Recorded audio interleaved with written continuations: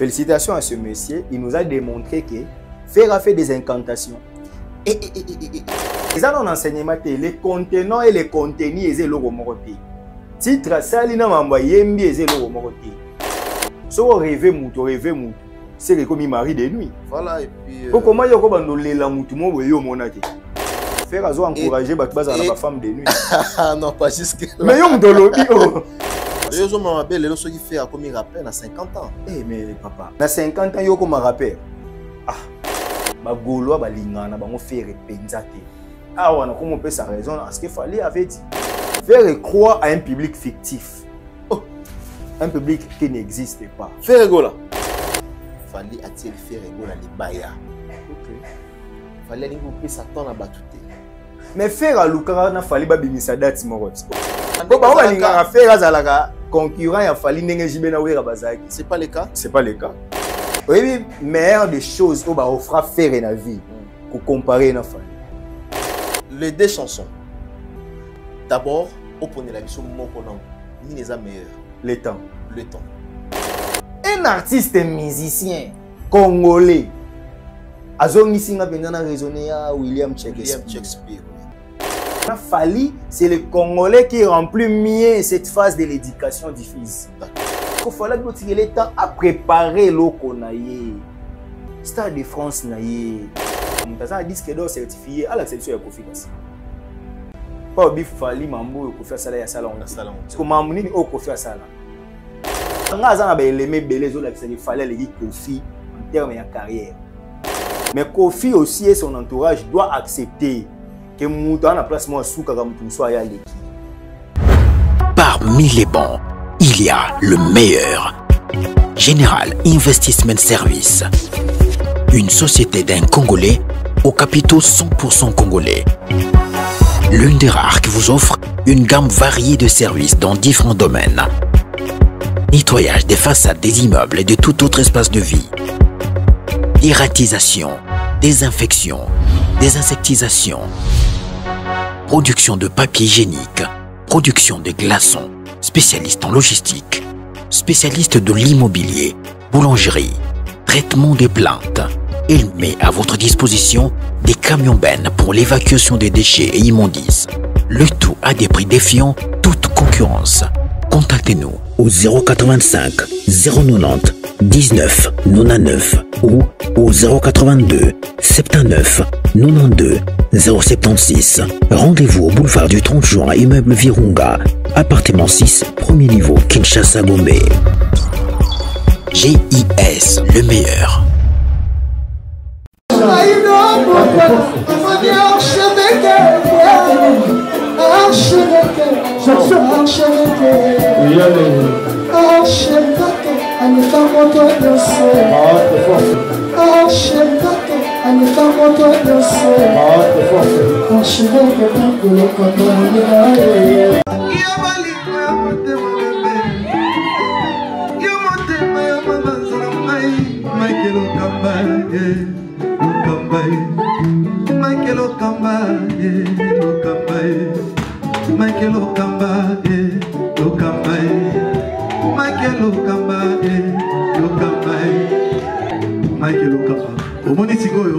L'artiste, c'est l'improvisation. Na honoré na émission na yo. Africa Elengi TV, votre chaîne, l'incontournable, la star des chaînes.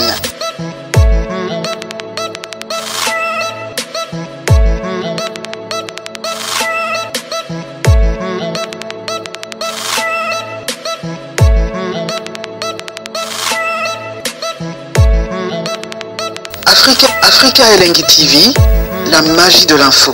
Voilà, bonsoir chers amis, bienvenue dans cette émission. Comme vous le savez, cette émission a été toujours conçue par vous, une émission qui vous ressemble en même temps. Voilà pourquoi aujourd'hui, nous allons devoir recevoir notre invité. Il s'agit bien de Steve Kambanga, avec qui nous aurons le temps de parler autour de cette actualité autour sur la politique et pourquoi pas de survoler rapidement côté tali culturel. Il est là dans cette émission. Robert a vraiment ma solo par rapport à Makamundenge Zokende et puis tu es dit que musicien congolais na biso au nom de Fali, au nom de Ferregola, de Héritier Watanabe, baza vraiment dans l'actualité makasi, hein, Héritier Kalaming était au Dôme de Paris, Kalater Zobeta concerné avec les groupes la team Wata. Nous allons parler à présent de l'artiste Fali, Hip-Hop Handicap La Merveille, autour de cette actualité chanson. Le temps, je cite, le temps, ça cartonne, les obligés. Même mon côté est allé à nombre de vies, en tout cas, ils ont marché pas mal. Là. Et puis, Robeta sur l'ampleur, il y a un actuellement, les lots, il y a République démocratique du Congo, et puis thématique, Nakati Nzembo, et pourquoi pas tout solo là, de l'autre côté de l'artiste Ferré Gola Jésus Deniance. Très belle voix, avec la chanson Amour illusoire, trouver taper déroulement nango n'engizo marché. Est-ce que challenge nango iso salama? Est-ce que Gaulois va yambi nzemboana comme il se doit? Mesdames et messieurs, Tobo s'en appelle que journée mondiale internationale de la liberté de la presse. Et pour les cas, tout le monde qui déclaration, il y a président, il y a CESAC au nom de Christian Bossembe, en tout cas, il a enflammé la toile là, Tourobeta Masolo Nango, par rapport à métier Nabiso, ils ont notre beau almater, donc ils ont marché les lots comment, au niveau de la République démocratique du Congo. Est-ce que Moussa Lango ça la maman là, condition au fait, ils ont pour que perfection et à l'amitié Nabiso. Nous sommes avec Steve Kambanga. Je vous avais annoncé tantôt au début. Autour bêta Masolonio Soto. Steve, bonsoir, bonjour. Bonjour Mike Lokamba, archevêque. Bonjour dans la grande équipe et Afrique Lengi. Ok. Merci à vous inviter Bissou. D'accord. Très heureux de vous recevoir encore une fois dans le plateau et Bissou Afrique Lengi TV. Merci. Santé, ça va? Non, ça va, ça va. D'accord. Tokota Navif, Yamasolo Nabiso, journée internationale de la liberté de la presse. Ouais. Vous en avez commenté Yakosala par rapport à Yamitié Nabiso. Ça fait 32 ans, donc soit le 3 mai 1993, le 3 mai 2025, 32 ans, oyoyo, les Nations Unies, pesa mukolo. Mukolo wana ezala mukolo moko, oyo, bato nyonso basala na presse. O babengaka communément journaliste, mais déjà tout le monde doit ça la presse, ça ka journaliste était. Et on va dire journée il y a presse, donc même Richard Anté ça. Ils sont là et c'est une journée où les actifs, les professionnels des médias, il faut d'abord réfléchir comment fonctionnent ces nobles métiers et il faut que les gens le prennent comme une science parce qu'ils ont la science. Science de l'information et de la communication. Donc, c'est une journée normale, une journée de réflexion, une journée des états généraux sérieux internes, une journée de réflexion, une journée de projeter l'avenir. Donc, c'est quelque chose de très bien. Et le kaka, et le mot positif dans le Congo, je félicite le président de la République. Le président Tshisekedi, depuis qu'il est là, il fait un effort qu'à chaque journée, à s'entretenir dans l'échantillon, il y a des journalistes dans le Congo. C'est aussi une très bonne chose parce que il faut le président se reconnaître dans il y a presse. Parce que dans le cannabis, nous avons 4 institutions étatiques, nous avons 2 institutions d'appui à la démocratie. Ces 2 institutions-là, nous avons un Conseil supérieur de l'audiovisuel au Congo. Ce qui montre déjà que la presse est une institution. Et puis, nous avons un ministère pour la réglementation. Nous avons un INPC pour comment autorégulation. Donc, il y a déjà toutes ces structures, elles allient une façon de différence. Ça peut différence. Ça la moi parallélisme, ok. Entre rôle il y a INPC, rôle il y a CESAC, rôle il y a ministère, il y a communication et information. Très bien. Tozaboui. Ministère de la communication et médias a pour mission la réglementation des médias. Donc, yé azali pona kobongisa mibeko, kobongisa etamboli, kolandela ndenge nini presse ya mboka na communication ya mboka eza kotambola. Normalement, il faut epesa ba ligne communicationnel, il faut codifier babiloko ebele le quoi net la loi Patrick Mouyaya que je félicite. Ozomona mutara na mama bete parce que nga na critiquer le ministre biso moi trop. Mais la loi Mouyaya eza eloko mobo eke eyakipe kopesa moi souffle. Netike ba ko kanga journaliste était pour na article pour na musala oya salaki so ya dénoncer que eloko il faut ça na ba preuve ne ba ko kangela e yangote eza quand même kocha en sécurité ba journaliste normalement. Deuxième tozana Conseil supérieur de l'audiovisuel au Congo. Oui. C'est ça. Oyo Neko Christian Bosembe Azali président. Nakuna ezalaka po na régulation des médias. Donc kuna bazali ko réguler, bazali ko landela le bon fonctionnement des médias. Donc Africa elengi na Mike Lokamba Mukolo chaîne, na ba Kerit, na ba Richard bino donc chaîne mobimba ezali ko landelama na CESAC. Pour assurer le bon fonctionnement. Par contre, l'UNPC, Union nationale de la presse au Congo, il y a une autorégulation. Donc, journaliste. Yemoko. Vous comprenez? Donc, journaliste, étant aux journalistes, il faut aller à la place au salac. Parce que pour la yomoko carrière, pour la sécurité, pour le fonctionnement, il y a une PC, le comportement. Il y a journaliste, profession. N'est journaliste, il y a sala musala. Est-ce que l'information est respectée comme principe? Vous comprenez? Est-ce que à sala musala bien présentation et émission est-ce que ça conforme? Par exemple, la personne du journaliste qui doit se comporter conformément aux lois du pays où ils ont régulé médias. Ouais. Donc, différence, il y a moi. UNPC, c'est pour les individus. Les CESAC, c'est pour les personnes morales ou les médias.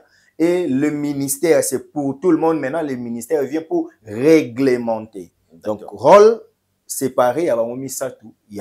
D'accord. Est-ce que dans tout ça, il y a quand même l'évolution? Dans le cannabis, à côté il y a métier nabiso. Est-ce que l'évolution est allée? Bon, il y a une évolution. Est-ce qu'il y a des dérapages?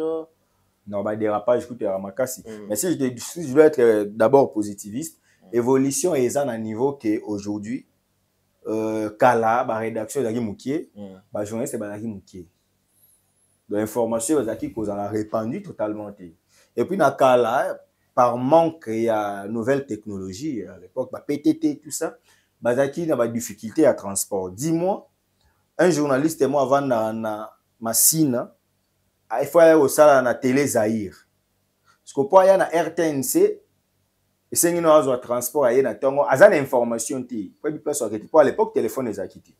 Il faut aller na carte on a neta ba ko déposer ba presse écrite, ne ba chaka ba adresse ya ba activité. Que activité mo ko za na même ligne, ba tindie na rédaction.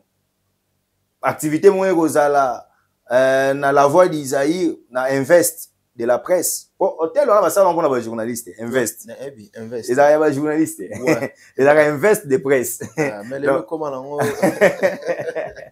bâtiment activité. Au moins na activité moko ezali à l'époque na CCIZ le fleuve Congo hôtel. Batindi. Au moins activité moi na inter batindi. C'était comme ça au moins qu'il y a difficulté à yima makasi. Mais aujourd'hui na téléphone politique, to place mon activité, zali partenaire au bengae, yaka boye. Akoki pe ko ya conseil de rédaction, te pour conseil de rédaction ami ba les premiers conseils ça mana tongo, deuxième conseil ça mana poko avant ba ça la alignement ya be élément ba rediffuser.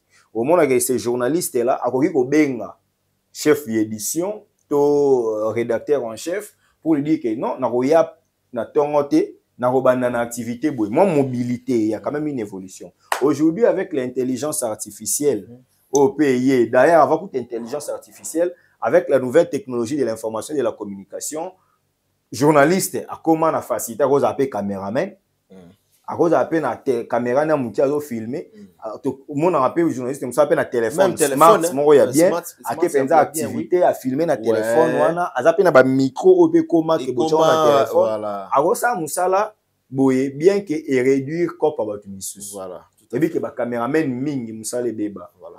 Pour Nini, journaliste comment ça là exemple même de on a vu ce concert on a vu ce Rachel na mona sala asala bilo on est ko j'ai sali Rachel ici au mona yemo na téléphone pam pam à monter pam pam Vous comprenez? Et puis si journaliste, souplicité, mobilité. Je me souviens, quand j'ai fini l'IFACI, quand on a ça là, dans une chaîne, tu as un chef caméraman, plus tard comme directeur technique, dans les jours qui viennent, journaliste à cravate, il y a veste aux alatés. Et vous avez un journaliste à jeans, journaliste à body, au bimina na caméra, au filmer, aux ana machine, au monter, au tindi, bah na ba oui transfert, tu na ba ni na ba connexion. Oui, au tindi juste un projet.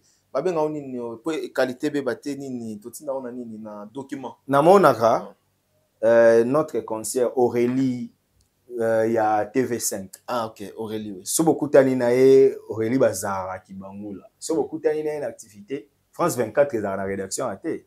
On a sali pampan et les mêmes l'équipe. Vous comprenez? So Zui Bandeko Pascal Moulego ata mari na RFI la même chose. Bon mon a beaucoup d'activité, il y a Zui son na e pas traitango atindi, c'est comme ça que au moment que presse évolue. Mais aujourd'hui côté négatif, il y a évolution au pays avec la nouvelle technologie de l'information et de la communication, tout le monde s'improvise journaliste. Aujourd'hui, tout le monde. Donc, lali penza bolamuki, master mo bo azumi, azuka téléphone ndiko sa ba live et pas ndolo ba ngande prérisser na bino nyonso ngande. Au moins muti mo bo azoki ka courage mo bo ba ndiko loba ba pe ba ndiko cha attention pas na ye parce que ba to ebele ba étudier consommation ya communauté na biso. Consommation communauté na biso eza ba boba, eza maman ba futilité, ba polémique, maman ezanga mutu na makolo. Ba comprendre d'ailleurs c'est que biso to linga parce que hier mo ba rola mukaka so mi mo téléphone na bien. Mo iPhone 12 na ye, mo S23 na ye, abandi na ye ko mi filmer. Ouais. Abandi pe ko sala ba analyse. Analyse oui. Omoni ndenge za boye. Président Tshisekedi asali boye. Omoni et du coup azupe notoriété bizarrement ba komi ko benye pe journaliste. Parce que tant yo sala mabe wana et komi ko lata na balokamba. Oh, bah ça réforme, bah respecter Moussala na bango. Tu vois les dangers. Hormis ça, l'intelligence artificielle. Donc, comme il ça la place au Moutefa qui a ça là. Donc, de plus en plus, Moutou a perdre Moussala. C'est ici, nous allons rejoindre un auteur français, Louis Pasteur Valéry Rado, qui disait l'humanité dans les sillages de la technicité. De plus en plus, la machine remplace l'homme. L'homme a zangi Moussala au sala. Vous comprenez? Donc, voilà les risques où les journalistes vont courir. C'est-à-dire, les réseaux sociaux. Tout comment maïele, tout comment ayebi nenge maï qui fait ça l'émission pour y ACP là. Voilà. C'est o yami invité pour anini. Voilà. Na rolongwa na chaîne na yo na ko désabonner. Est-ce que lelo journaliste congolais a la liberté wana ya ko pesa opinion na ye? Il y a sa point de vue librement. Oui. Est-ce que le Congolais, un journaliste congolais, a libre? Ouais. Il pas conseil. Oui. Basé belé. En tout cas, ngai côté mabe za na lobaka. Côté malamu za na lobaka. Ba journaliste à l'ère actuelle, en tout cas liberté ezali. Et bon bazo kangama ndenge. Te ko kangama c'est autre chose. Mais autour d'une question de liberté. Na kopesa moi 2-3 exemples. J'ai un frère na biso mon confrère mon Louis France.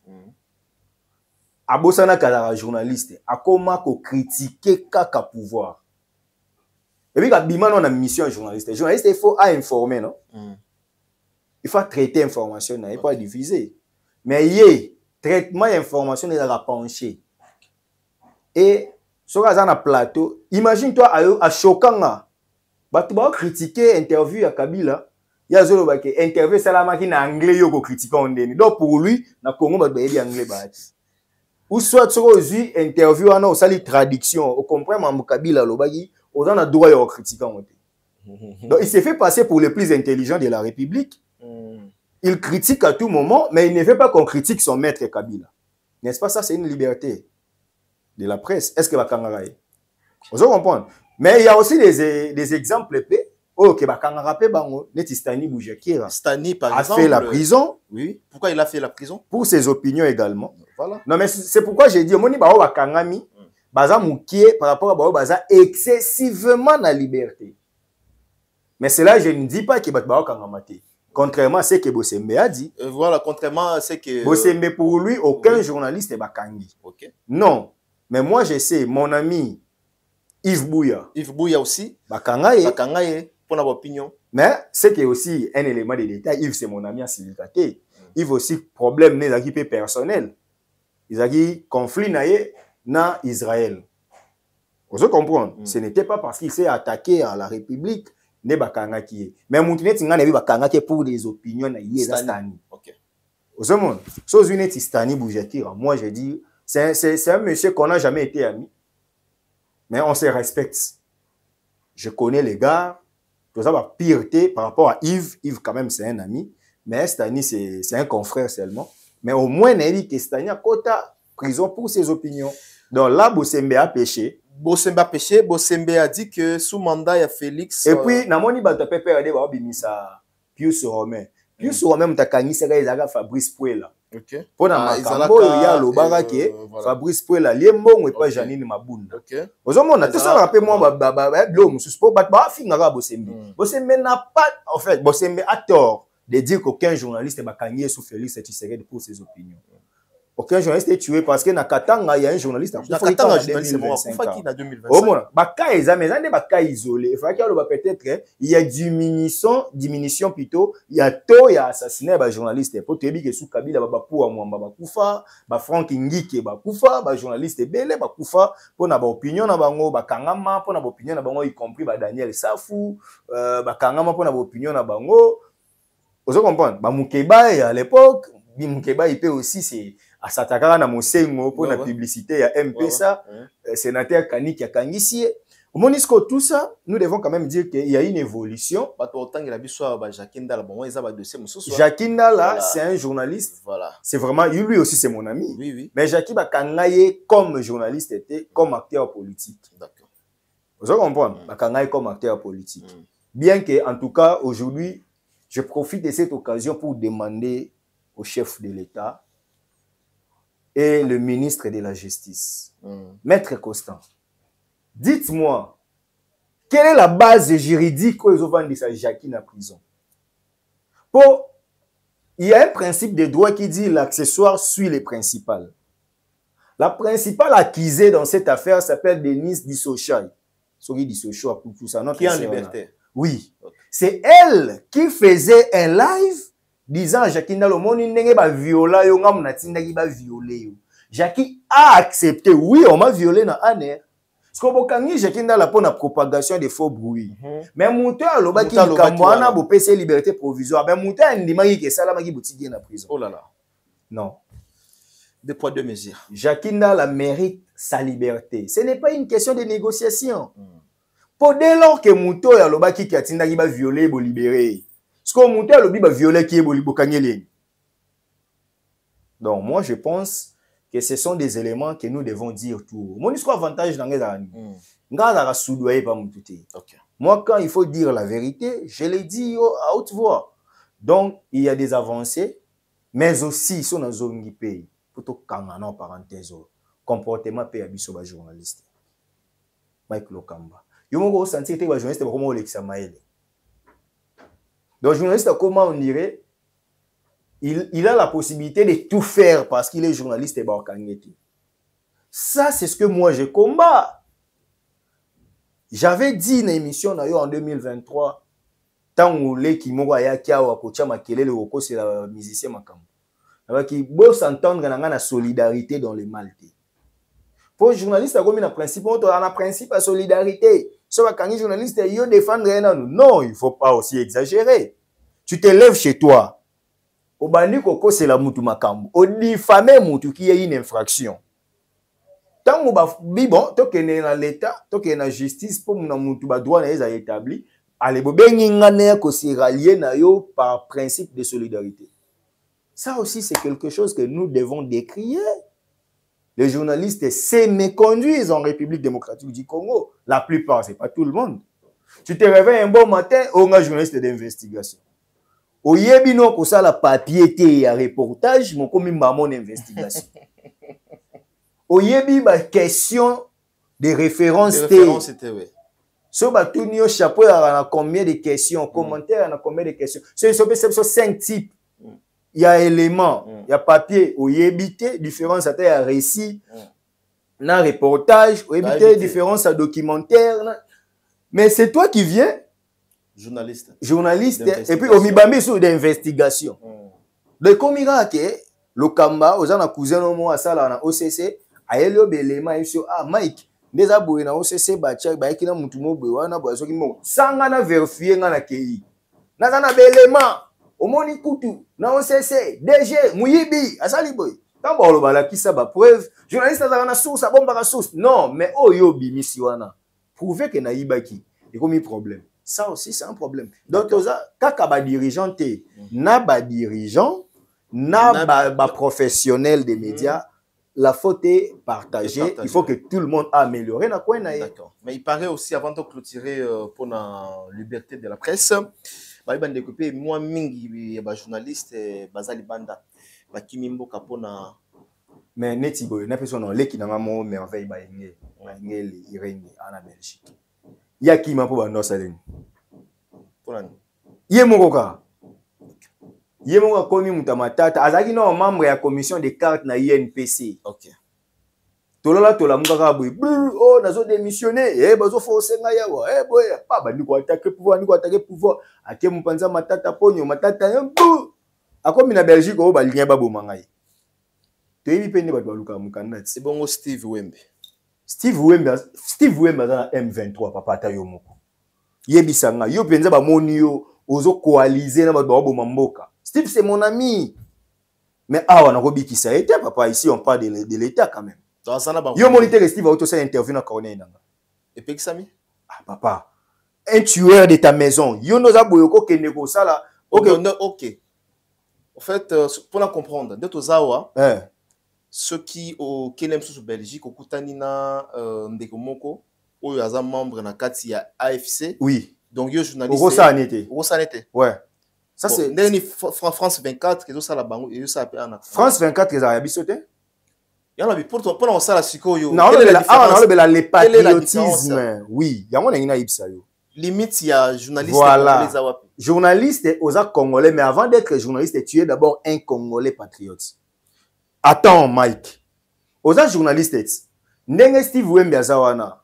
Aza libre OK ça na mutalingi non? Parce qu'on est connaît inanga oboma ba Congolais na Goma wana. Soka boma kinde famille positive amuta manyema. Soki esala yiki ba komena na manyema ba bomi ba famille na ye. Steve nga tele malwa ke naza journaliste na droit ya ça on a lingi ake ça interview na connaît.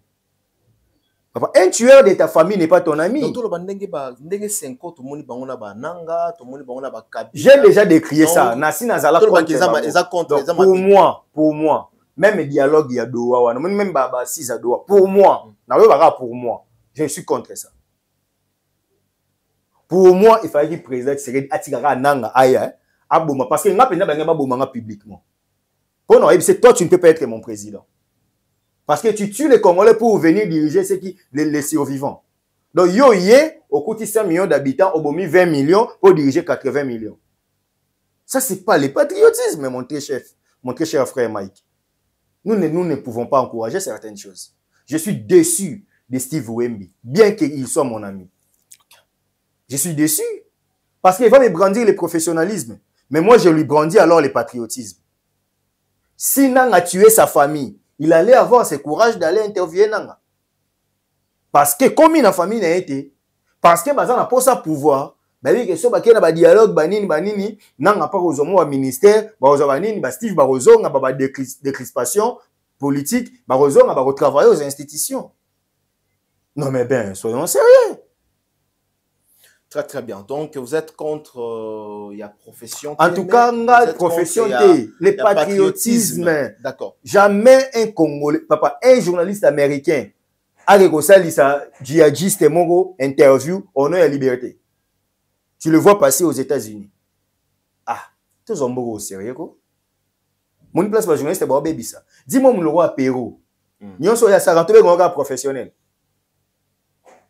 Au moins na analyse critique il y a des institutions yo comment ko finga mutu comment finga ndé tout le monde le président de la République tu na boye yaya comment ko finga papa ya batu tongo midi pokwa na mwasi na ye même kwa sala la politique ko finga wana pe tout le monde professionnalisme donc ko finga mabe. D'accord. Très très bien, nous allons fermer la parenthèse concernant Journée mondiale internationale de la liberté de la presse. Tout le monde quand même tous de longtemps par rapport à l'évolution et à la presse, Nabiso. Et puis, Nayamba qui m'a maîtriser certains wana au nom de Steve Kambanga a pessi ba détail surtout par rapport et à évolution et à presse. Alors, nous allons avancer. Tout côté vif Namaso Nabiso rapidement. Vous savez si vous avez rédigé ouais nasi ça y est comme le niveau nini nasi ça qui quand même en fait nalinga penza kolobela mamba ba diplôme té mais les gens qui travaillent à des diplômes des études approfondies nzamba salaki grâce déjà nasi c'est grand vendredi avec succès na 16 sur 20 na 16 sur 20 ouais, ça na va défense na félicitations oui. Et bambongo kaka ceux qui sponsor à mon ani a sponsorisé nga na kemba mon thèse donc troisième cycle. OK. Dans la minute au penza je me permets quand même de dire que na un doctorat en droit. Oh là là, en tout cas félicitations. Merci. Félicitations Steve Kambanga. Alors tout changer chapitre tout côté na culture. Au pe baté belé bazo zela biso en ce moment. Héritier Watanabe Goga qui va jouer bientôt là au Dôme de Paris. Le 24 mai au Dôme de Paris. Votre commentaire parce que tu as eu une déclaration à Batobalobi, un billet zoté kamate, l'enterre pendant avant des amakas.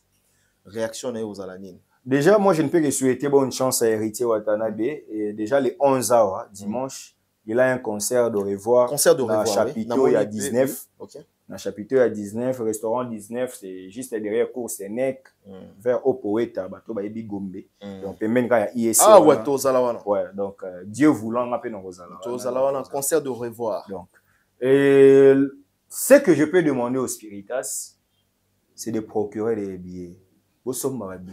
Ça ne sera pas bien. Comment on appelle les billets vont évoluer. Les Spiritas, hein? Les Spiritas, les Spiritas, ne soyez pas des fans numériques.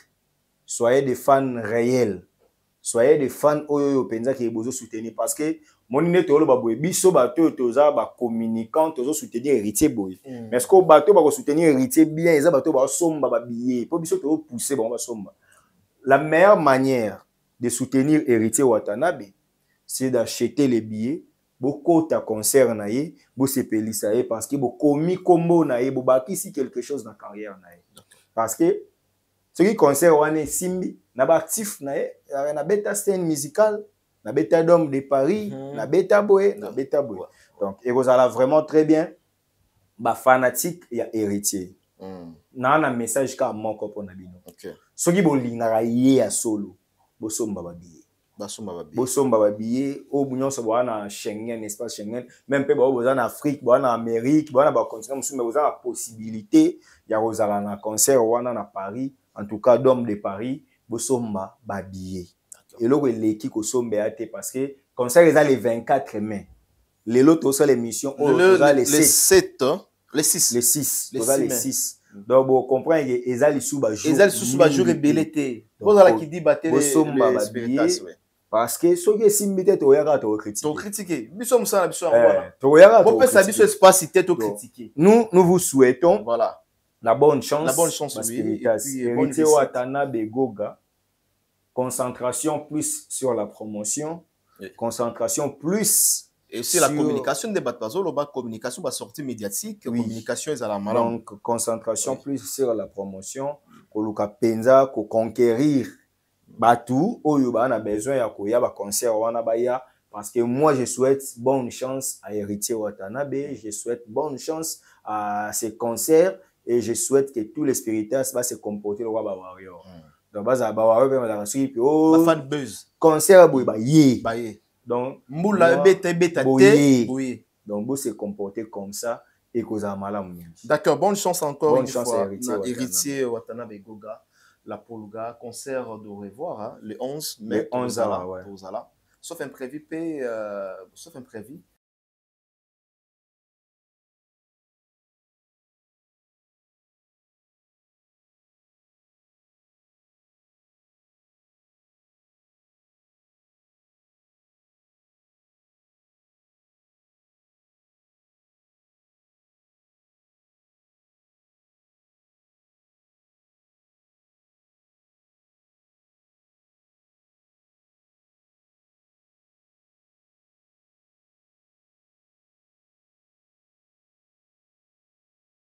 Alors, tozongi maintenant dans l'artiste Ferrego là. Qu'est-ce qui se passe? Ferrego tu ebi ki les slogans o ekangaka pe kanga mobondo. Mobondo qui veut dire tout simplement tozalaka ebele. Mais ko tala actuellement fait razana concerne ING Arena. Ba billet zote kamate. Na tunyo parce que oza l'expertise par rapport au ndenge Ferrabanda kiti lelo blocage eza place ni na Ferrego là. Blocage eza na distraction. Ndenge Ferrego là ko koteka ba billet te. Nga pe na vana na loba non senga ba golo ba somba ba billet. Baso manon ba billet parce que moi to critiquera te auto ina ferré au moins siko to ça la nuance to lobi mamba héritier ba billet ezokende là to lobi yango to lobi ya voilà est-ce que tu as problème d'héritier ya ferré pe tozoloba voilà bosomba ba billet lila yewe tokoya montant tokoya tokoloba ka de simbiti ata bolingi bo andoko sa boye biso toya tokoloba biso ka vérité. Mais le problème, faire croire à un public fictif. Oh. Un public qui n'existe pas. Faire là. Ah, mais dans le lobby, ce qui est public, on est pas exister. Mais tout le monde a un public fictif. Dans le monde, membre de l'administration. Il y a l'État. Oh, agent fictif. Moi, faire comme là-bas. Faire croire à un public fictif. Très bien. Un public qui n'existe pas réellement. Vous comprenez? Et ce n'est pas une très bonne chose. Ferrego là devrait se concentrer à avoir fan base moro ya sérieux, ya bateau baza. Comprendre? Kolongwa na makambo eza abstrait, koya na makambo eza réel. Comprendre? Na pesi limbote. Pourquoi dans le bibongo? Ferré devrait se concentrer sur sa carrière. Aux gens la concerne ING. Tout ça on analyse. Sotali ba communicateur à faire Mikolo. Sotali 5 émissions. Il y a les Kinangai, les bogards de la presse. Sotali 5 sorties médiatiques, il s'attaque na Lamborghini à Fali, il s'attaque na Ndako Fali, il s'attaque na concert à Solidarité Congo. Au monde à place à Oloba Mamba Ferrité. Ce que ba bosso mba bien. Même Mark House. Na suis qu'un échantillon mon corps. Na suis Mark House parce que Mark House c'est notre ami en commun. Oui. Na suis Freddy. Voilà. Parce que Mark House a directeur à Sala Kunate. Na suis directeur artistique. Il a fait Ferrego là. Mark House. Quand il est reçu sur un plateau de la télé, est-ce que bon on est pendant ça la communication au rotinda batuba somba ba billet ya ING to ya zoya ko sepelisa ba golo o ba linga falite non finga fali. Donc moi parce que ba bilom surtout ba noloba parce que ba vérité bon parce que son ayaki ka maman na big Ferrego la distrait ba loba olingi eti. Très bien. Mais est-ce que to keboye pour pas comprendre place nini mabezo ken. Ferrego là n'est pas aimé par son entourage. Oh, il n'est pas aimé par son entourage. Est-ce que Mark House a aidé à faire ego là te kababi? Yeso a été visa kaka lai yo manque ta butala zolo tala boye obando finga pendant que yozo finga batu ta wana eza tamoko précieux pour yo yebisa ba bagolo bosomba ba billet yozo lekisa on finga batu oza soit disant baza en front na faire. Batie faire été na casting na bango ya concert à Solidarité Congo. Yo Mark House ole kuto CP là batie été c'est le temps pour nous de nous concentrer pour la concert na biso. Voilà. Yo bandi ko finga ba organisateur événement na bango. Donc eza lo kwa ngana sali feti. Na bengi Richard na bengi Mike te. Yo bandi ko finga nga po na bengi Richard po na nini? Po Richard asala repa na yo. Est-ce qu'on raisonne? Ba beza ki kamamboka. Mais likamamboka yango na lobaka awa na émission je to salara décryptage ya masolango. N'est-ce pas que na lobaki que même une équipe nationale ba joueur ba yaka 22 mais na terrain ba kota 11.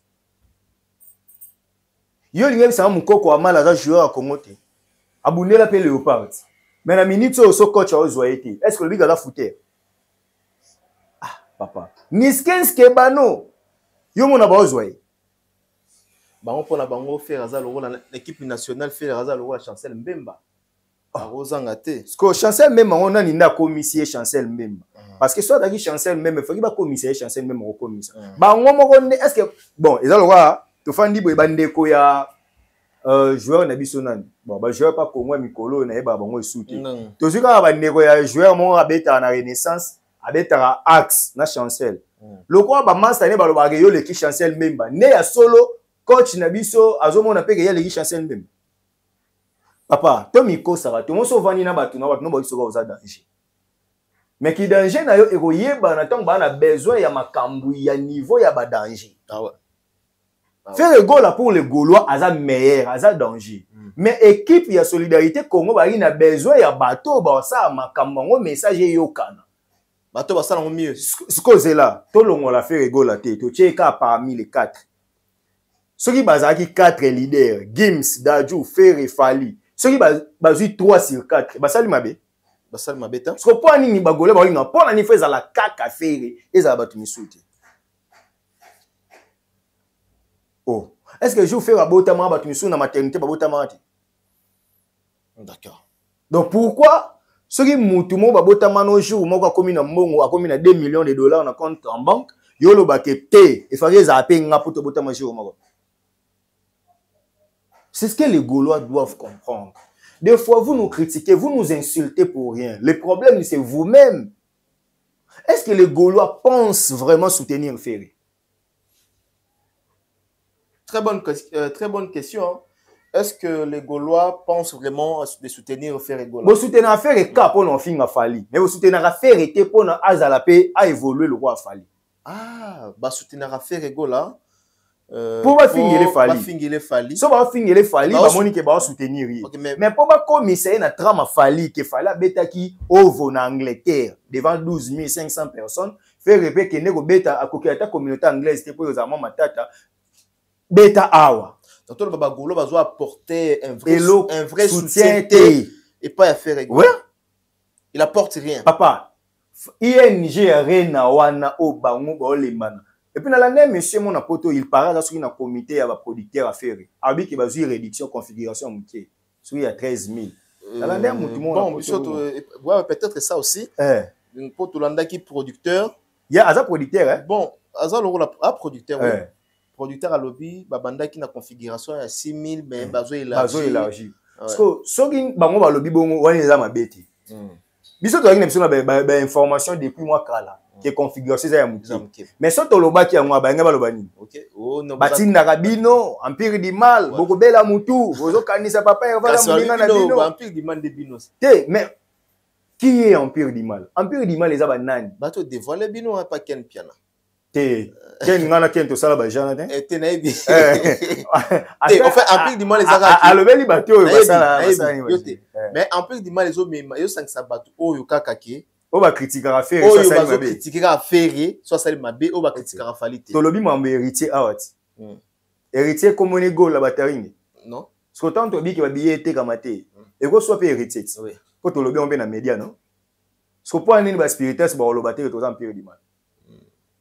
La vérité blesse, mais elle reste la vérité. C'est pas là que nous avons la vérité.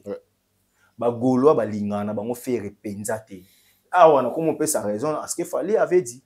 Quoi? Ils ont battu musu ba na ba fanité. Batu mo ba sepela na Falité bon en entendant le roi na lingana Falité na soutenir en entendant. OK. D'accord. Parce que sauf faire na ba fanatique na yé. Na configuration mouké au besoin ING. Est-ce que les gens oublient qu'il fallait mettre 3 arènes en un espace à 21 jours? La trilogie. Et puis, bah, billet nion, c'était comment? Mais soyons sérieux par un moment. Moutabo Mouka Bouli n'a pas de concurrent.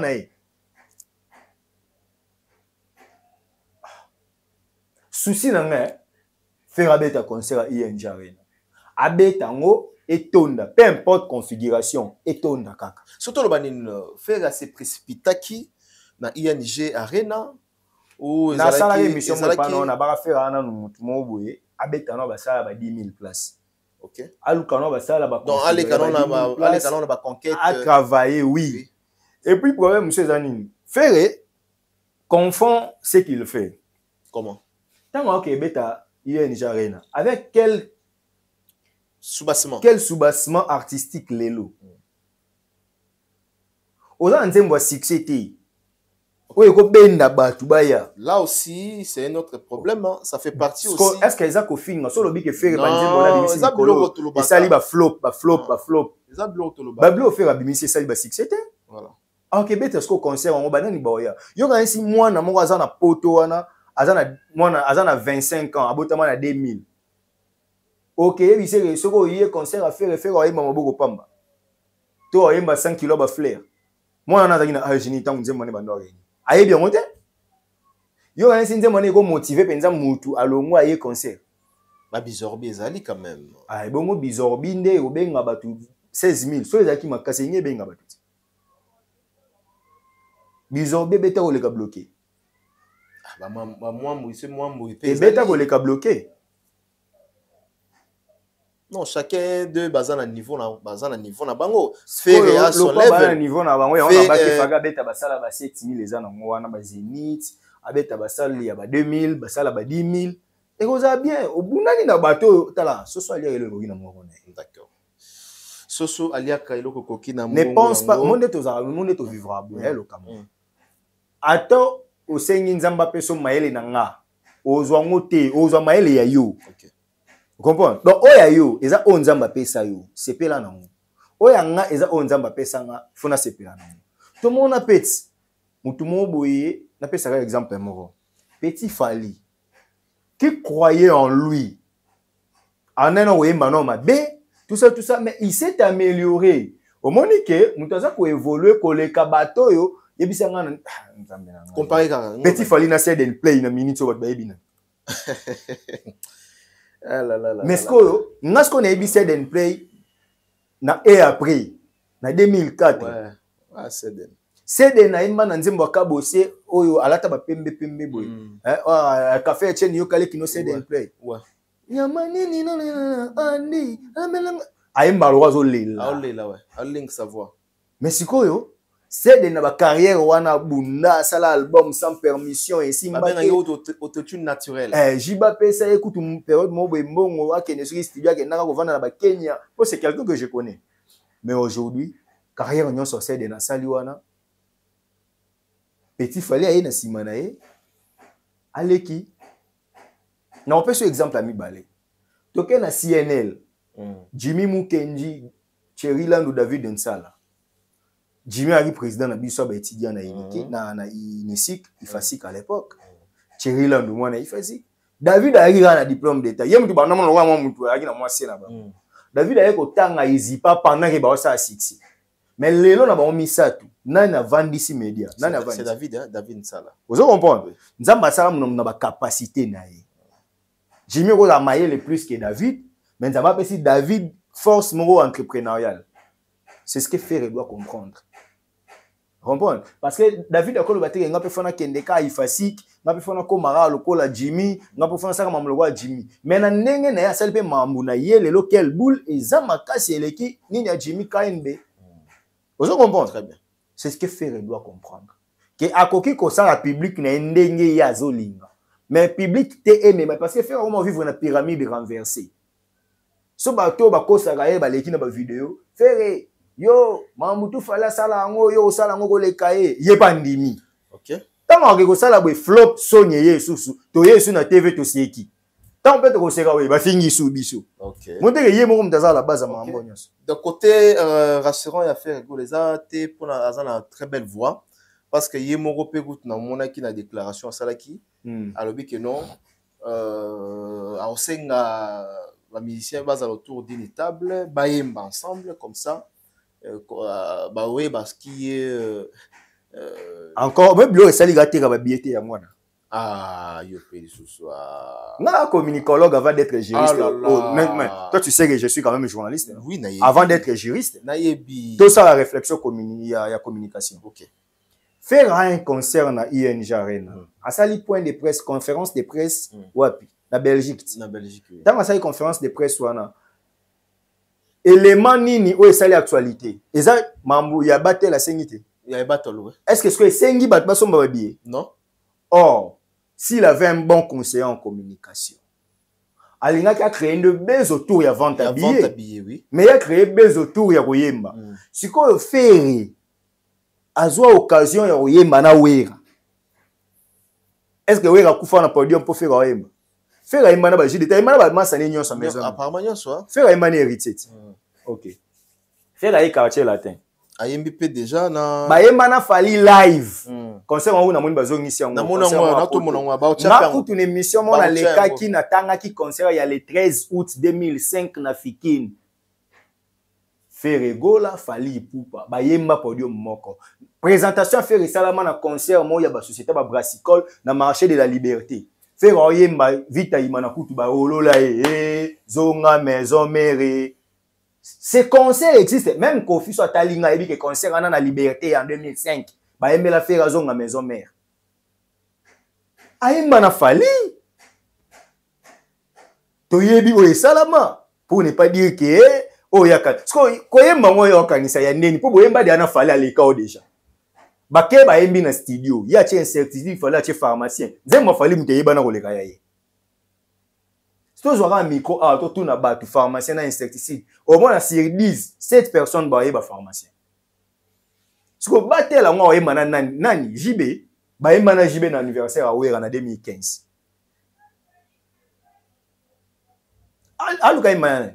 Evoloko. Héritier peut déjà Bayemba. Bayemba déjà. Ayemba na Sheila. Ayemba na Soleil. Oui, mais nous sommes à l'élo. Aïmana Mirage, supersonique. Ah, Mirage. Aïmana Junior. Oh, on n'aurait même pas Kofi. Eh, Junior. À quel endroit on a une photo. Oh là là. Aïmana Jolokis, dans les marquis. Aïmana Gémérose. Aïmana Célésino. Ce qu'on fait, c'est Aïmana Nan. Ils ont dépression. Ouais, papa, il m'a fait un nani. On s'est pas en voie naïboué. Mais Alpa. Alpa, tu n'as pas. Baemba. Faire Aïmina Nanité. Ce qu'on Oyemba de Anna Bango la qui c'est la gravité. Baemba ou n'est héritier de Elliot.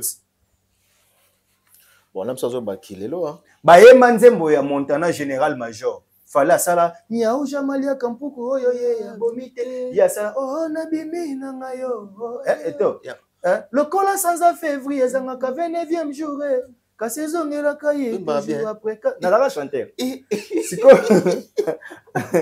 ah patabo monanga na mi pesa ni na mama classe te na mi pesa ni na mama classe nga penza na ra oyeba pe na ra parolier te na senti ka voix na ra parolier ata voix ya 4 na senti que non Baemba Baemba asala nzembo général major mokoloko ya morebe Baemba ti siko Baemba bango mibale alingi Baemba ndenge nini Bado Martins Baemba vous comprenez peut-être qu'il est là hein toi on a 21e ah na kilelo siko ba nzembo na bango ebimi nzembo nani bato ba olingami po nzembo bien nzembo ba yembi bien nzembo ba osomba ah mam no zuluba na tangelo siko tanga tangelo hein tanga bon tellement me minga wana to ekara to moni Ferregola le battering la belle voix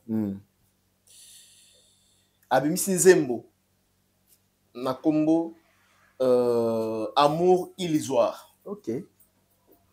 Toye kotoyo to moni l'artiste Fally Ipupa il est pas à lancer à Tienzembo le temps. Déjà avant to kotana na ba question pourquoi seulement Fally aibaki que faire Ocha le jour où il y a le 1er mai Fally a que Ocha le 2 mai. Ba to belé ba lobi que Fally a-t-il fait Ferregola les baya. OK. Fallait aller au pays s'attendre à batouter. Mais faire à Luka na Fally babimisa date morot. Obosani no wifi. Na yebi. Alors. Na yebi. Fally batel. Fally se retirer qui albaki no wifi.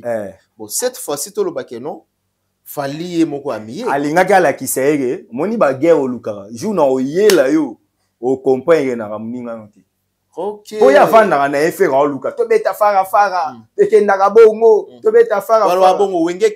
Obanga musique kenda kabongo. Siko ayego wandi siko lo baye poani. Mona ite wera na JB. Ko ba balinga affaire zalaka concurrent ya Fally ndenge JB na wera bazaki. C'est pas le cas. C'est pas le cas.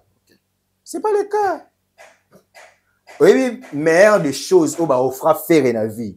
Ko comparer na Fally. Ko ça le concurrent Fally. Muta sala mo sala mabe.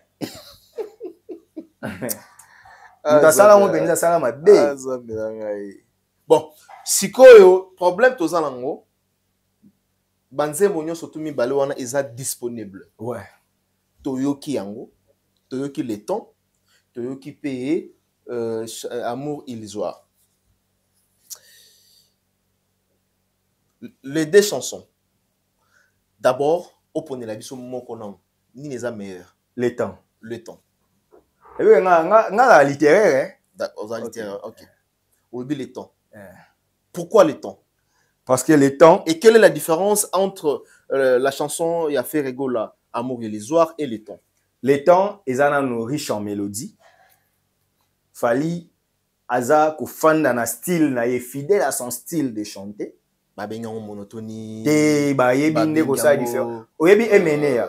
Kwangolo nsoso. Yo isa emene ya faux chanteur. Maman la grand. Ko yo so yo kanze mo emene ya bachebu. Oyeba te kona za emene. Ouais, oyeba. Sko wana ni monotonie. Un style. Oh. Batabo ça na style na monotonie. Grand prêtre Redi a mis si bayi lo canto. Ouais. Soko yo kaye. Voilà. Aye. Oyo oyo Redi. Redi. Sko wana ni monotonie. Faire les Redi no yemba. Papa. So to zuka affaire. Mbongo zanango lemae. Bila moto nango besanduku zomi. Nazange moye. Tolinga na kina yo na bolingo solo. Parce que tu es en monotonie. OK. Faire na 4 nzembo il y a même ka mélodie wana.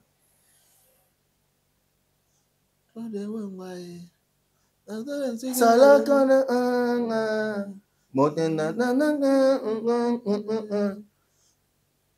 Sko, tu es en monotonie. Donc, on tient Moussapi Boye, yeba ou ezozonga. Comprendre? Les gens confondent les styles et la monotonie. JB piano, so yemba. Oui, parce que 7-7 JB. Détend JB. Fallait yemba na 7-7. Aïma na détend, aïma na demi-temps. Fallait couteau à risca, pene, contre-temps sur temps. Ils ont contre-temps sur temps, ouais. Ouais. Nzembo wana soko yebite o kasoko obima libanda banda. Omona waza obima libanda. Wakame sona sima. Siko yebisanga yi monotonie ngona ne uti wapi. Nzembo wana lisa fait. Siko mélancolique. Te po batu nde ba comprendre nga te. Bobenga monotonie, non, c'est son style de chanter. JB soko yemba oyoka penza et ma chérie ya mona mena sambria tena ba chérie na perdre tout le temps zongelanga ale barakuda. Est-ce que ça c'est moment c'est moment te ben monotonie? Non, c'est son style. Ba yebindete Fali nazongi na question. Tozongi na question. Quelle est la différence? Mélodie a Fali aux autres le meilleur pour au sentir que ils ont touché. Oui, la musique est l'art de combiner les sons.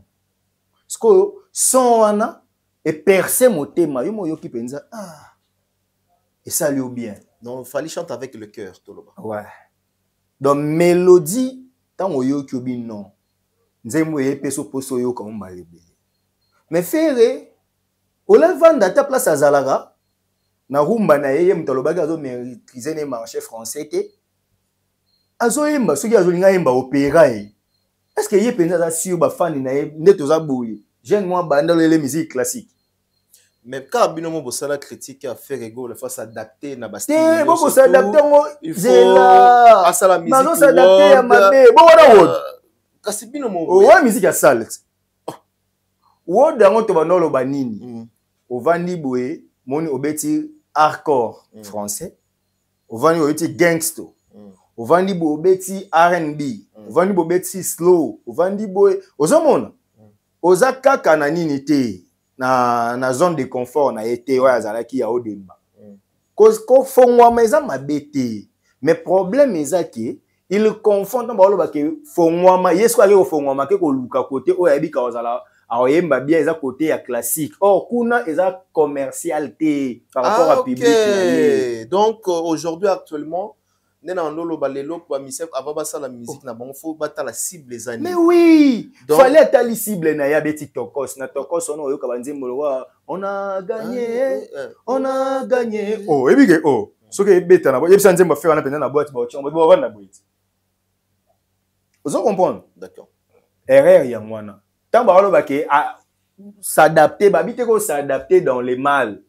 S'adapter peut côté où il peut se profit.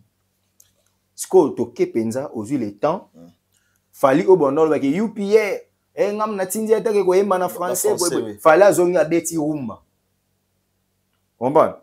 Pourtant bo finga gaé azonga na contrôle. Banzembo ni ebeta lo wa banzembo contrôle. Ba flyer banzembo ni se beta. Formule 7. Banzembo ni elekion. Parce que yo muto zaki ke oza non faire aloba na biso émission mon ke ya la na posa bandi maeka awa nanu. Ye nanu awa. Parce que tant qu'on luko ke libanda et puis carrière ngo ya ki woda ngo. Na 49 ans. Mabé ça parce que musique pas fidèle d'idée comme producteur na âge wana. Y a pas l'âge na kati ya musique. Eh, y a l'âge. Oh, na ebisa mne y a pas l'âge. Carrière musicale et na ba âge musu basala ma musu. Papa. Yo linga bisanga na minute on est là boye. Grand-père Bozi Boziana a une énergie d'argent il y a 25 ans passé. Yo ma belle le qui fait comme il rappelle à 50 ans. Eh mais papa, 50 cents. A comme au produire ba film. Na 50 ans yo comme rappeur. Ah, papa. Rappeur bongara ya ba habité. Non mais je suis sérieux. Ah, papa. Yo bisanga penya ne abo Snoop Dogg héros quoi bimia comme rappeur ya héros. Tout la sérieux par moment. Tondera to vandi boy. Bon, to longo li Kelly. To zi Nelly. Nelly bando yeko la rumba héros pas bando ça succès na. Mais to peut saper quand même moi référence. Na makamu surtout photo de rapper référence. OK. Kofi Olomide et to mona ki a to sala nzemba rap, il a bien rappé. Asuka na ngwa. Ben c'est que faire la na Kofi. C'est que na convaincre faire la Kofi. La PC Mambote. Quadra. De la bisa boga. Bukanga na ko seka fort. Oh bon, rappeur à 60 ans. Ah là là. Non, et musique fallait amta mabe. Mon penza na mboko to fandi no boy. To tie fallait audience publique à samba. Comment ko comme cette musique passe si boy. Ko fait comment rappeur na ami ce album, ami nzembo rap na plus de 65 ans. C'est normal. En raisonnement. Ero tout le monde a confié au chapé brassière à la type serre tête. À la type à la type papa. Ne la beta dilemme na 2000. Kofi yo yemba rappeler un dilemme. Kofi yo ça rap na 2025. Papa. C'est l'insulte à la mémoire collective d'une nation. En tout cas, donc place nini ozoloba nzembo ya Fally le temps est riche parce que na bandi na mélodie a sali hommage ya ba célèbre et avant ça Fally aza fidèle na texte so to ko na ndeko place ndé au moni penza ke ba oloba ke non mais franchement Fally félicitations papa fala a rappeler ngai naza na première CO professeur na biso Cyril Luku Sasango Pamba ngatanga na école catholique na dérangea pour nga penza moi maele ya solo ya classe donc na loba boye je mets en témoin ba o batanga na nga ba commenter pour biso za yo bomba te nazaka penza école mon bébé ke o moi maele na dérangea ba pesa ngai punition na zo roman na ça la synthèse nango dans 3 jours ne place na yebaka William Shakespeare. Okay. Auteur ya Roméo et Juliette, auteur ya Hamlet. Ça va œuvre belé mais on a ba œuvre mi balé on ndé oui kanga mokili. La preuve même Leonardo DiCaprio notre acteur. Oyo Jack film à liboso tourna, ils a Roméo et Juliette ba interpréter histoire ya William Shakespeare. Jomo Koufé la moi si bana officiel. Skoyo un artiste musicien congolais azongi singa pendana raisonner à William Shakespeare. Oui. N'est-ce pas qu'il fallait mérite les honneurs. Okay. Fallait azongi singa na fable de La Fontaine na deuxième secondaire. Jean de La Fontaine a célébré les auteurs célèbres du 17e siècle. Abi la Racine de la Bruyère, Boileau de La Fontaine, Molière. A commis ça avantage Jean de la Racine, Jean de La Fontaine, Nicolas Boileau, Jean de la Racine, na Molière. auteur célèbre à Renaissance, il y a 17e siècle. Fallait zo aider mutu muso e baki parce que to bukana te ba ya yebele nde to mona kawana atanga na ye mais atanga ba blo musute ayebi Jean de la Bruyère te ayebité oui ayebité fallait tangi même na auteur il y a 20e siècle Sacha ouais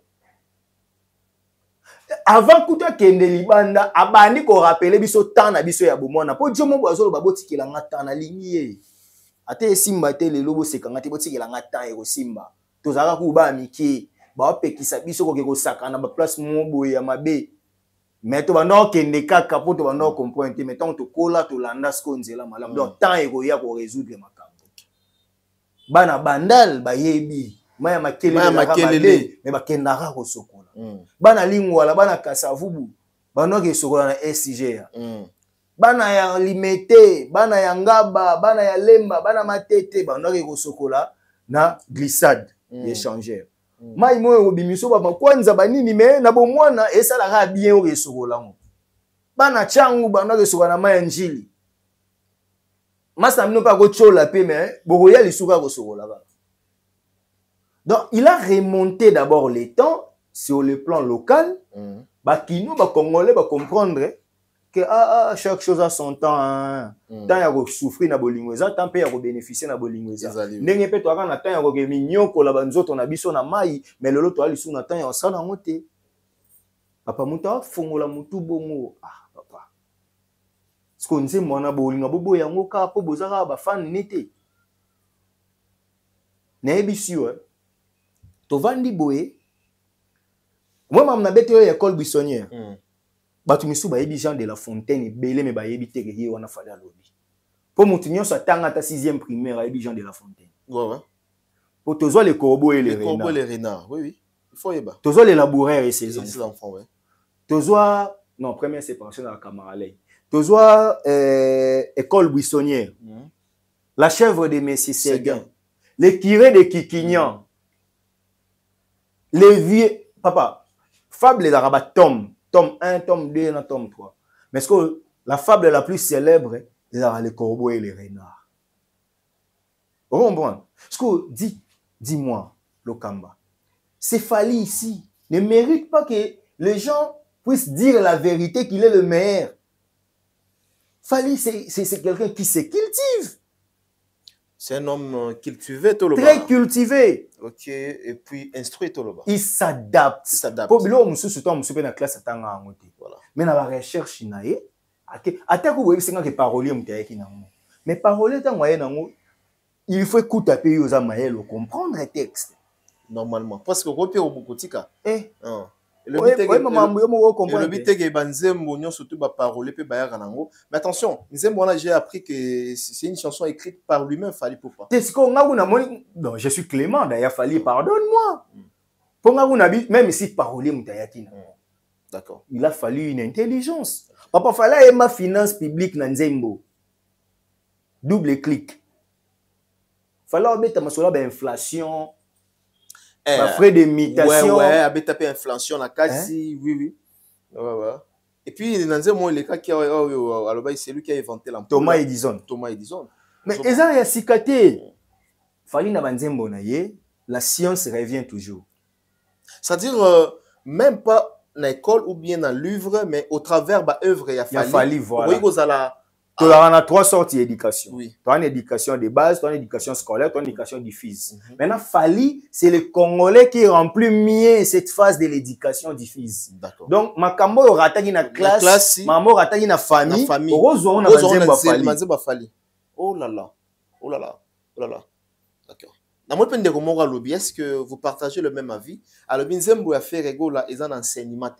Ils ont un enseignement. Les contenants et les contenus, ils ont le titre salina mamba yembi ezelo moroté démontrer biso c'est quoi nanzembo wana na yoka une fois eza lisolo ya mutu mo beta lisolo ya amour de rêve na ye na moi ba gaulois pardon ba gaulois mususu ba fâché ba lobi weza makamba kala lelo 21e siècle mutawo sa su ba rêve te que non eza na réalité qui eza na réalité parce que jiba e mango na Germain lelo ba Facebook tozo linga na ba Facebook jiba e mango na Germain j'avais bien voulu que Joango asekisanga Photo ezalaka sous des miouettes.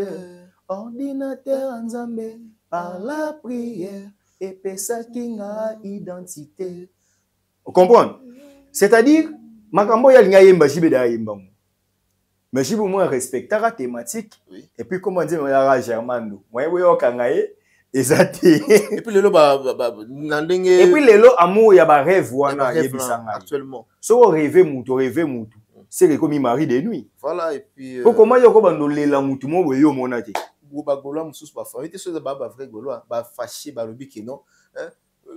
C'est abstrait en fait, c'est pas réel. Alors que l'artiste et musicien, c'est celui qui amène une vie réelle.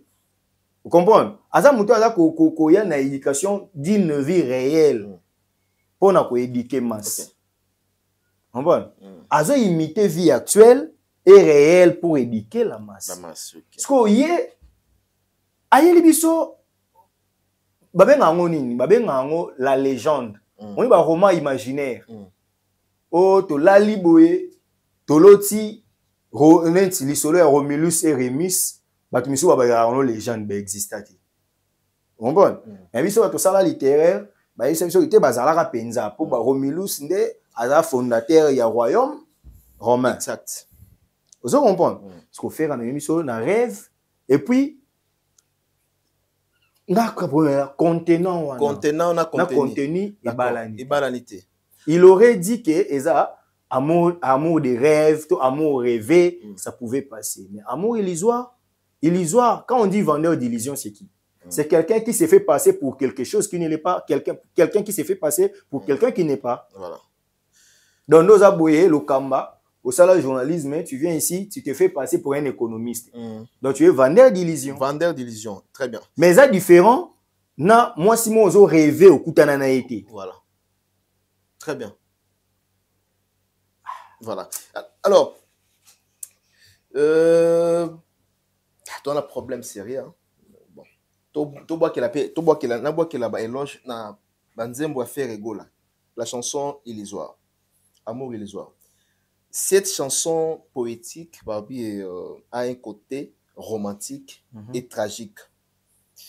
Selon certaines personnes, non, un message, ils ont vraiment tragique, romantique et puis poétique.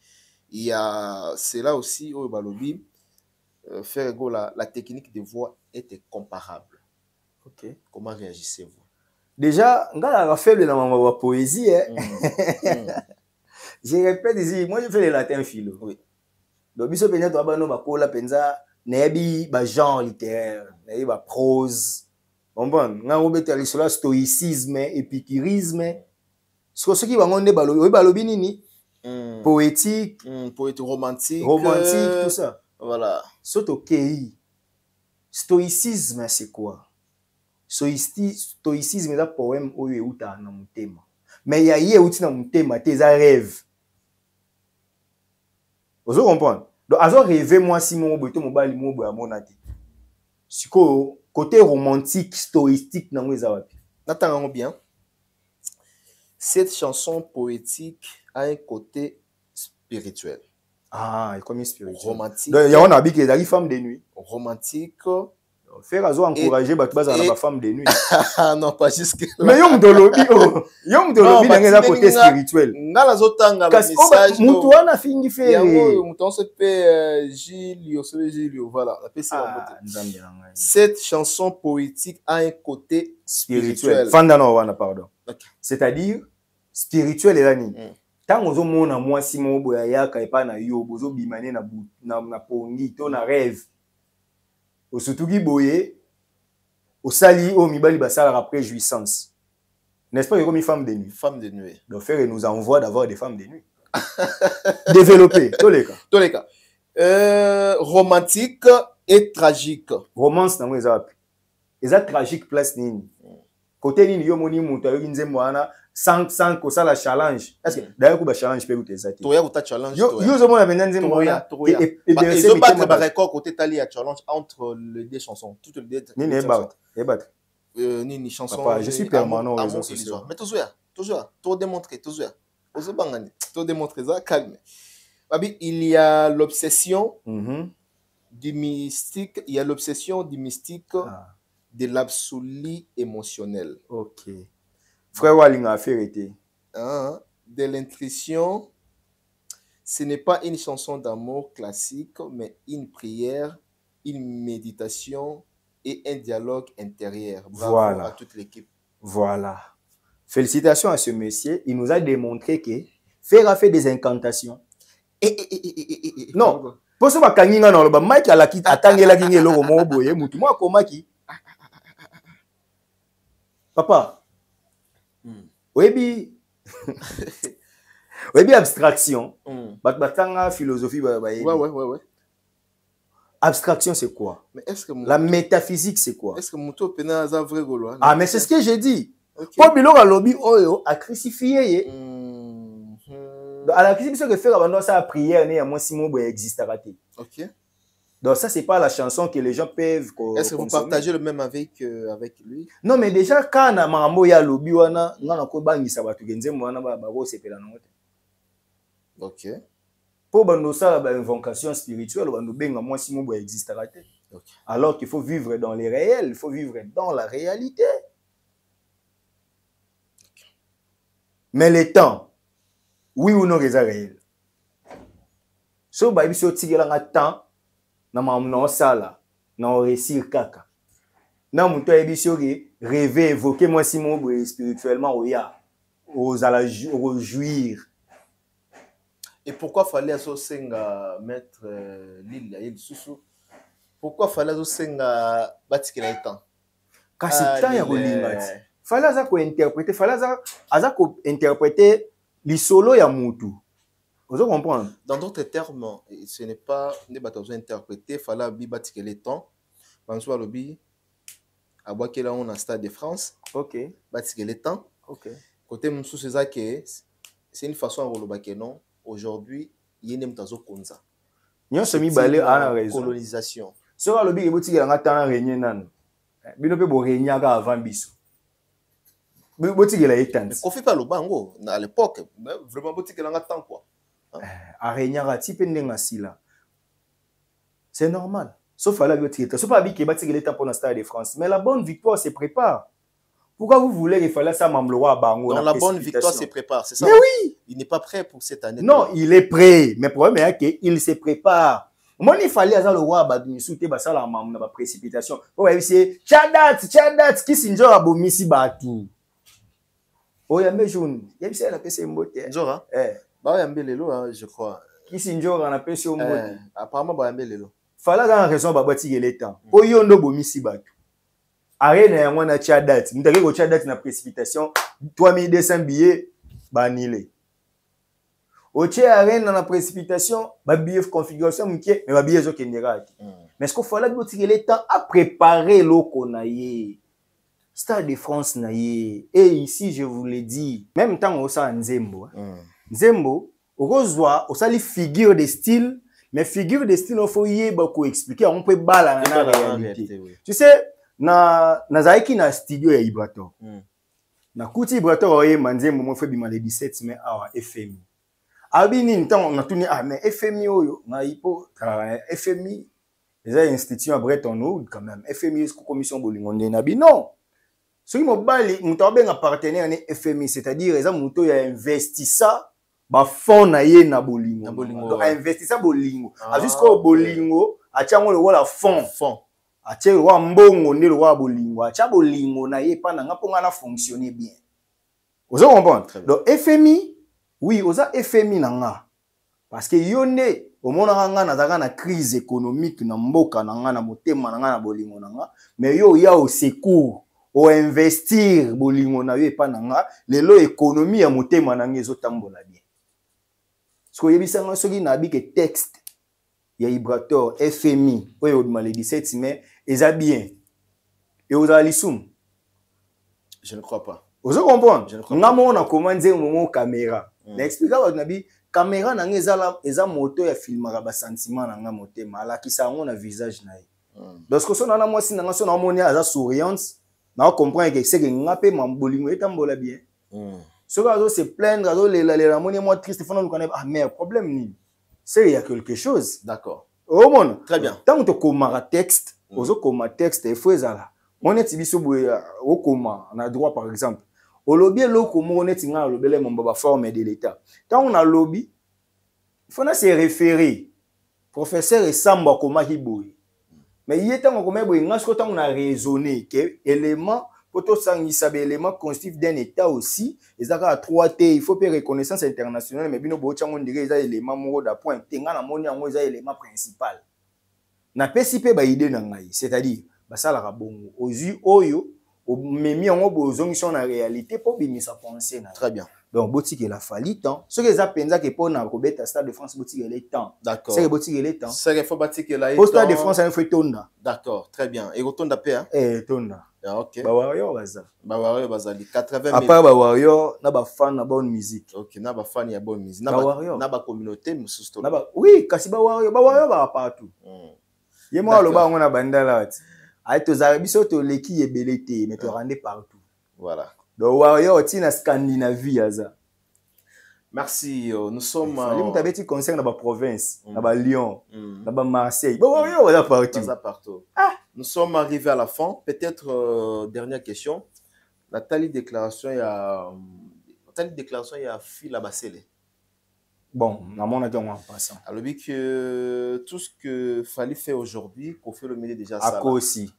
Kofi Olomide n'a bêta devant 20 000 personnes. Succès, Oyo Kofi Olomide à Sala, fallait retirer le salaire. À quoi aussi? À quoi aussi? Ah, fille. Bon, de toutes les façons, tous ont opéré normal. Hein? Marc House parle au bas faire à l'Ifali. Donc, tous auront fil à basser le roi Marc House. C'est ça normal. C'est normal. Papa, succès au Kofi à ça là. Kofi a succès dans l'album. Kofi a dit que succès, comment on bête à succès. Et ça V12. Au bon. L'album a liboso, c'est banen on bête à loi, ils ont bête à nango. Imposition à Kofi le V12 na V12. De V12 à album du patron. Toto cha toto bomara, toto cha oya suka oyo. Waima alia ewawa. Tocha ta album mwana. Soto yeka na album mwana. Ozu siro o fallait sali papa. Fallait zo besté depuis 2006. Si toi en 2025 fallait roi Cristiano. Do banda bima zaka likolo. Arata album te. Ah papa. En fait, fila, en fait moi je comprends. Moni bilo mususu et un manque à succès. Yo aussi Sophie là c'est la une succès na. Quand beta ba salle na ba nyalinga za ba temps ba émission yo lo ba comparaison que fallait na Kofi. Parce que ça elo ressentir. Ce qui Kofi a robenga na concert. C'est normal il faut flatter il faut le babongo. Papa nga za na ba élément belé zo la qu'il fallait le Kofi en termes de carrière. Fallait ça pour le baga Kofi le fallait na ba album. C'est que Kofi le Michael Jackson na carrière. Pour Michael, il a 4 albums. Mais carrière n'est pas confiée comme dans l'Inzaga. Oh, dans cet album à succès. La plus grande production scénique qu'il y a Kofi. C'est devant 17 000 personnes, 16 000 personnes, surtout l'excès 17 000, merci. Mais Fali, avec 16 000 personnes dans la province. Na Arkea. Vous comprenez? Déjà, si vous checkez accord hôtel arena ya Fali et Silimba. Et puis tant fila basé là-bas que Kofi Mudala qui sa arena. Tant fala betera accord hôtel arena na 2020. Il y a aucun combo arena te. Maman lobala ya Paris. Il y a lobby arena. Arena ouais. Et puis c'est le lobby Paris la défense arena. So autant il commande ya wana ndo beti. Ah, tata, Kofi mérite le respect. Mais Kofi aussi et son entourage doivent accepter que Mouton a place moi souka comme tout soit à l'équipe. Vous comprenez? Très bien. Ah, papa, Oebi Elvis Presley, il était qui avant l'avènement de Michael Jackson aux États-Unis? Ah, King of Rock and Rolls. Elvis Presley. Mais Michael a les cahiers. Michael Jordan, na LeBron James, na sali carrière au Legamninga. Mais Michael a la légende, Jordan. Mais LeBron James, le lot à côté, bah mbongo, à ça, bah mambo, Jordan, ça l'a raté. Très bien. C'est quoi ça? Donc, biso te intolo bagé. Bon, voilà. Ce qui koko na bino, le quoi la zaga koko na bino. Azaka maye l'été. Yoko kone au tangi au lekaye. C'est que au leke ka ate po yazaki koko na bino. Voilà. Donc, Fila Basele, c'est un bon chanteur que je respecte. En tout cas, en termes de chanteur, je connais que c'est un bon chanteur. Il y a ça vocal, moi, et pas ferré. Oui. Pour référence, n'est pas moi, n'a pas même pas émené à avec un vocal penza pété et pas émené à vocal. Non. Mais à qui m'a émené à n'importe qui. Ouais. Donc, Fila Basele, c'est un bon chanteur. C'est un bon musicien et je pense qu'il a manqué d'opportunité. Il a besoin peut-être de retrouver moins visibilité. Peut mener un concert à Kofi. Oh, okay. Il ne peut que faire, il ne peut que dire ça. D'accord. Mais il a mal agi parce que il est conscient que le porte-étendard de la musique congolaise, c'est Fally. D'accord. Depuis que la musique existe, papa, Moutaza a disque d'or certifié à l'exception de Kofi Gassi. Pas au bif Fally mambo ko faire ça là ya sala honte. Parce que mamunini o ko faire ça là. À l'exception ça mamunini. Falla beta ba stade africain, ba stade en Afrique. Ils ont manqué Kofi respecter hein? Moi je respecte Kofi. Je respecte la carrière de Kofi. Mais que les gens qui flattent Kofi puissent comprendre aussi qu'il y a toujours des limites où les gens peuvent franchir. 4 Cora dans une seule soirée. 4 Cora, ils ont un trophée, mais est-ce qu'il fallait mettre 3 arènes en moins de 2 mois? 3 grandes salles dans 3 pays différents. Donc, comparons, on a 4 trophées. Cora, ils ont BT Award. Cora, ils ont Grammy. Il y a des africains. Tu minimises un trophée. Donc, si on a 4 Cora, on a résumé carrière de l'équipe de Nyos. Parce que le disque d'or, tout bon. Si les abonnés ont un disque d'or certifié, il fallait aller à l'équipe de pour ceux qui ont 4 trophées, il y a moins de grand. C'est que le disque d'or est l'équipe de D'accord. Tous en ont pas ça blessé. Net, par mon éducation, je ne peux pas me permettre, sinon avec Kofi, dans la carrière à Mabé, pour faire ça de l'autre côté, c'est faux. Parce que même faire au monde, ils n'ont respecté, que faire, c'est un bon musicien, mais le problème à faire, peut-être la lecture au yazo sala pour na commercialiser musique naie pour na atteindre cible des obomaye mais moi je ba ta faire ba finga Fally mais ngai yawa na zape te soki ndenge nini mais monique na fingi na faire non fingi j'ai dit au moins babiloko oyoyo pour décortiquer nzembo boye bisinga keza na ba volet spirituel na biso keza nzembo ma de na tangi au tangi donc muta combien ngonda ebisi biso ke faire aza ça nzembo mo beza bien te porte de ba bimana ba mari de ni na ba femme de ni mais c'est injure te mais siko romona bango so ba leki ba finga comprendre parce ba tout neti boy teno ki passe dire que Kofi Mambasala fallait ça alors que Fally Mambasala ko faire souffrir nango na bimisa révélation ba ke you arena ya Kofi a 2600 billets. Oh mais 2600 en fait rester 3200 de ferré. OK. Ma diversion c'est salama wana. Équipe à Kofi ba ya ba brandir ba billet na bango ba tekaka. Pour nous sommes dans le monde ya machinisation non? Ba preuve ba ya ba lo ba mettre Kosaki Talabiso yeyo to tekaka 23 000 billets. Ba ya pe ba l'accès Arto Macron anila concert na bango. On comprend les arans monté. Fallait beta Paris la Défense Arena. Fallait beta na Ovo. Tout ça sérieux quoi seul anglophone. Tout ça va sérieux à un moment. D'accord.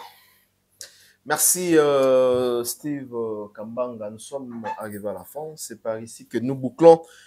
Mettrons fin à l'entretien avec Steve. Peut-être mot de la fin et puis quelques remerciements aujourd'hui. Mot de la fin, en tout cas, j'ai dit un grand merci à Excellence Akassia Bandoubo là parce que moi, j'ai l'occasion de faire la journée à presse.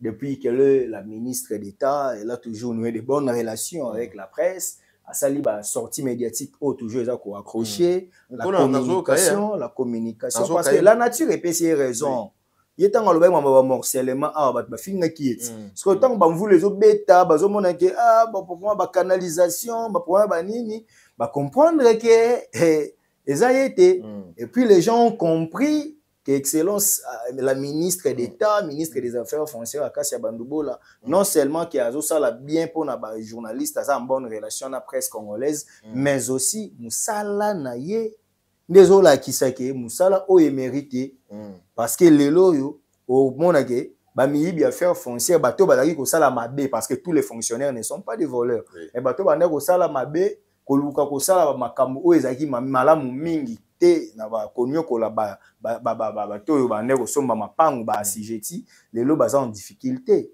parce qu'il y a une rigueur à ce niveau il y a une rigueur à ce niveau c'est ce qui prouve que musala eza malamu mingi donc je profite de cette occasion pour saluer le roi d'Angleterre Gauthier Bele le roi d'Angleterre pesi mbote na batutu vraiment batutu o balanda biso te na préféré na suka na Gauthier Bele na préféré na suka na Gauthier Bele en tout cas tout le monde o ba soutenir biso bazala na biso ngaza na avantage batuna mingi ba batanga banga penza te d'accord donc ça va soutenir eux plus en coulisses donc on a pesi bino mbote sikanya so besoin d'accord. Merci Steve Kambanga, nous sommes arrivés à la fin. Merci Mike. Je dis merci na ya choisi Matata, Ange Céleste, na PC Bambote, le vénérable grand maître choisi Matata. Donc le patron, on a la République démocratique du Congo, on a Bandako, donc il a choisi Matata, total respect.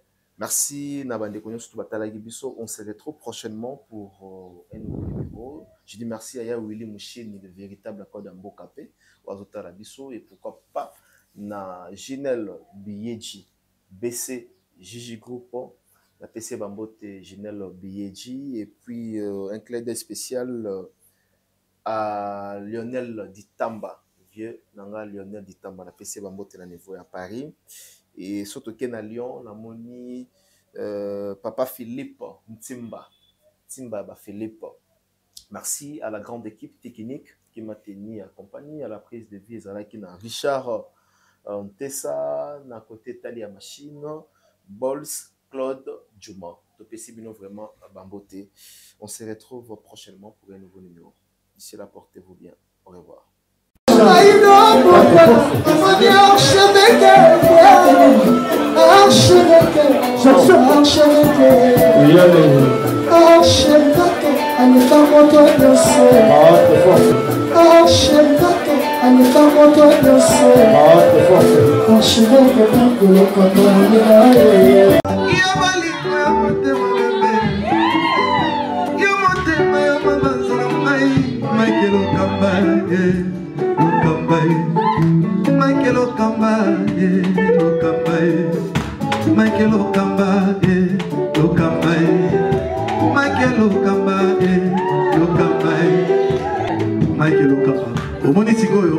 L'artiste, c'est l'improvisation. La honoré dans l'émission. Africa Elengi TV, votre chaîne, l'incontournable, la star des chaînes.